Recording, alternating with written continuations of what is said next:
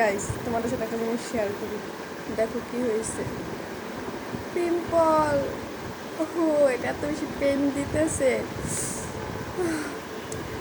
মানে আমার স্কিন এমনিতে অনেক বেশি সেন্সিটিভ, মানে অনেক বেশি, মানে ওভার সেন্সিটিভ আমার স্কিন। মানে অয়েল ছাড়া আমি আমার স্কিনে কিছু ইউজ করতে পারি না।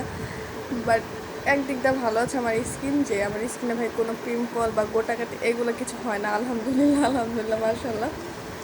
বাট এই পিম্পল এটা নিয়ে আমার সেকেন্ড টাইম হয়েছে। ফার্স্ট টাইম হয়েছিল তখন আমি ক্লাস মানে 10 এসিসি দিয়েছি তখন মেবি। হ্যাঁ, এসিসি দিয়েছি এটা, না ইন্টার ফার্স্ট ইয়ারে পড়ি তখন। তখন আমার পিম্পল হয়েছিল ভাই এই গালটার মধ্যেই। ভাই এভরি টাইম এই গালটাই কেন হয়, তখন দুইটা হয়েছিল। বাট ফার্স্ট টাইম তখন আমি ওটা মানে অনেক এনজয় করছি যে আমার পিম্পল হয়েছে। বাট তখন ওইটা এমনি এমনি চলে গেছে, আমার কিছু করা লাগেনি। বাট ভাই এবার যে একটা ভাই কালকে সকালে, মানে কালকে সকালে, হ্যাঁ কালকে সকালে না দুপুরে, মানে হুট করে দেখি যে আমার এখানটা পিম্পল।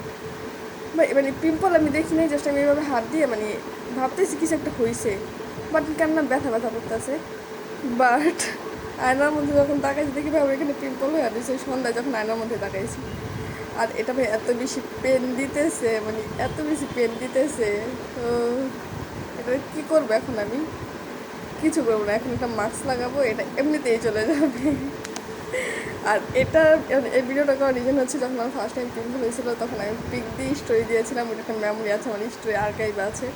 তো এটা সেকেন্ড টাইম ভাবলাম এটার একটা মেমোরি রাখি। তো এই কারণে আর কি এটা আর কি ভিডিও করা।